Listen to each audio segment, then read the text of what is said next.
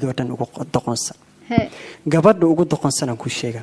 gabadha dunida inta ilaahay soo istaajiyo ugu doqonsan waxa aan taqaana waa gabadhi guur ka ogolaato ninkii afar ciyaala iyo xaaskiisi oo dib badan la soo martay ninkii ka soo tago ee dhaho waa ku jecelahay ama nolol baan kula wadaaga ama adaan ku ilaali doonaa ninkii dhaho ee been gabadhi beentaas inta loo sheego ee aqligeeda inta geliso maxaa lahay ii sheeg ninkaasi daba ka maxaa yeelay qofkan mar haduuba ixtiraam yaqaano uu jecel yaqaano oo nolol yaqaano wuxuu la soo noolaan lahaa oo maxaa la dhahaa ii sheeg nolosheeda dhis lahaa oo nolosheeda jeclaan lahaa oo ilaalshan lahaa oo ku farxi lahaa qofkan la soo dhibtooda ee rafaadkii dhibaatada badan la soo maray